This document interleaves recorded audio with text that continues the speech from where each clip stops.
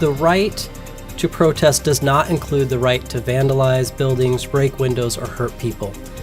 If you break the law during these events, you will be prosecuted, period. Now on Sunrise, Portland is gearing up for tomorrow's inauguration of President-elect Donald Trump. Coming up, we'll take a look at the plan Portland police has in place to keep people safe during Inauguration Day. Plus, a local organization is getting a major boost to help violence prevention efforts in the Rose City. We'll bring you that story and more as KGW News at Sunrise starts right now.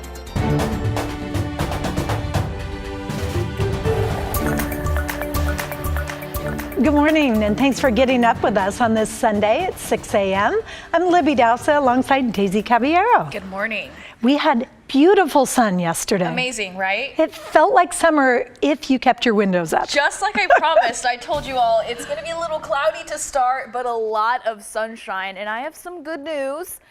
A lot more sunshine is expected for today and actually the majority of this week as well. But happy Sunday, everyone. It's a bit chilly though. I actually saw some frost on my car windshield when I was getting into work.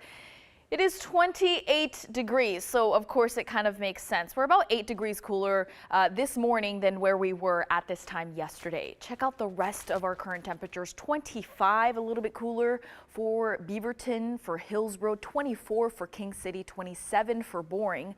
And we're also seeing those chilly temperatures on the coast and once again in the teens over east for Baker City, John Day, and Bend as well. Although we're going to continue to see this high pressure system continue to build for the next few days and actually much of this week, which will bring us clear and mostly sunny skies. For today, here is what Mother Nature has on tap for us. By noon, more sunshine, temperature of 41.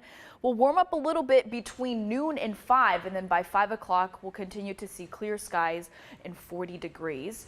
And we have a lot more to talk about, including a cold weather advisory, which I'll tell you more about in those details coming up in my full forecast. Back to you, Libby.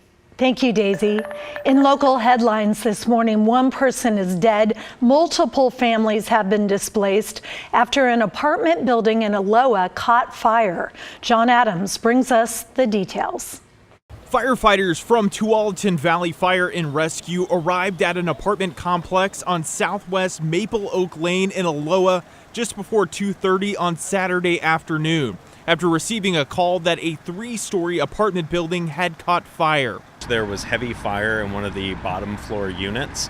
The fire had extended to the second and third floor. As crews began fighting the fire, firefighters started a search of the building to look for residents who may have been trapped inside. In that search, they did find one person and patient who's treated on scene, but unfortunately succumbed to their injuries. The Washington County Sheriff's Office has identified that person as 64-year-old Robin L. Wilkinson. Officials say the unit Wilkinson was in sustained the most damage. No other residents or pets were injured. The fire impacted 6 units in total. The Red Cross has stepped in to assist 5 families who have been displaced.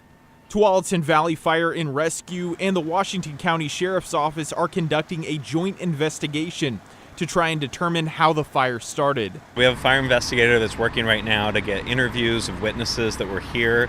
Then they'll start working on analyzing burn patterns and other evidence that might help them in determining the cause of the fire. Investigators say it's unknown right now whether any crimes were involved. John Adams, KGW News. With Inauguration Day just one day away, Portland police are stepping up their efforts to keep the city safe heading into tomorrow. Celine Stevens breaks down what kind of security measures we can expect to see this week. We cannot solve national issues with local street violence or vandalism. City and county officials announced the plan being set in motion ahead of Monday, or Inauguration Day, for President-elect Donald Trump.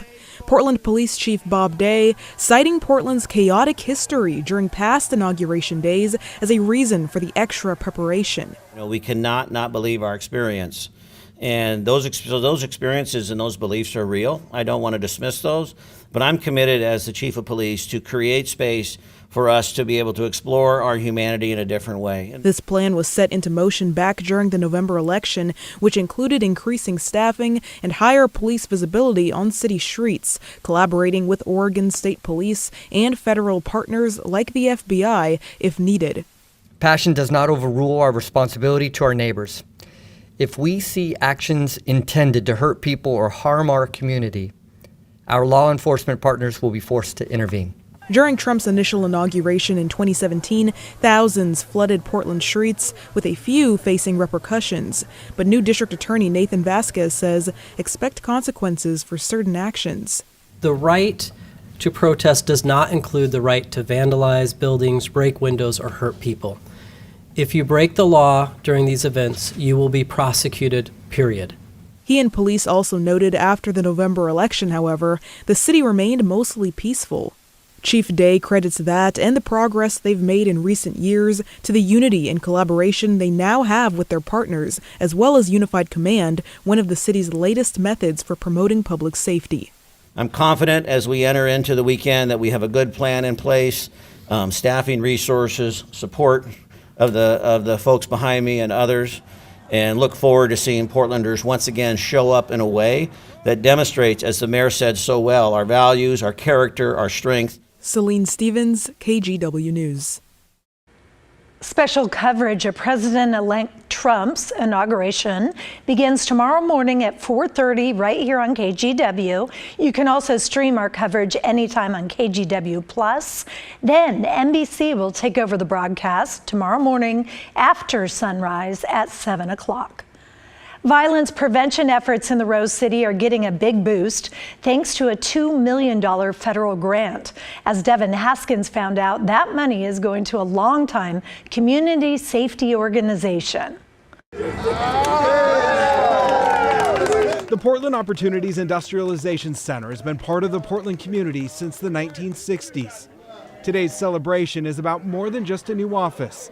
It's about expanding their community safety worker program after receiving nearly $2 million in federal funding. That $1.9 million funding will go to enhance the CSW model. It will go to research as we partner with PSU as well as OHSU. The program hires people who have overcome their own struggles to help others at the highest risk. These are people from the community, people who have that lived experience. Speak candidly, they come from that life, they've changed their life, and they're able to work with the highest risk population.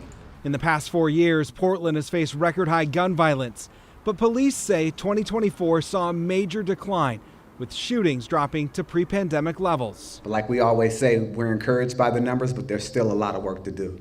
But I believe it's from the efforts and the investments that have taken place in the last couple of years. The program puts participants through a 2-year certification course at Portland State University, giving workers the tools to build real connections with those they help. On top of that, a competitive salary with hopes of making this a career instead of a short-term commitment. We want to give people an opportunity for mobility in a way that they can purchase a home or things that they never thought they could ever do. POIC's president and CEO, Joe McFerrin, says this work is about more than just safety. It's about creating lasting opportunities. We believe that people who have lived experience, who have made a decision to give back to their community and build their skills, deserve an opportunity to be trained up and an opportunity to fully implement what they have to offer in a way that's recognized by the community. And with partnerships at PSU, OHSU, and TriMet, McFerrin is optimistic about the program's future. We're just getting our rhythm, and I'm excited about the future of the work. And just getting started is right. POIC says it hopes this model will not only continue to make a difference in Portland, but also become a blueprint for cities across the country.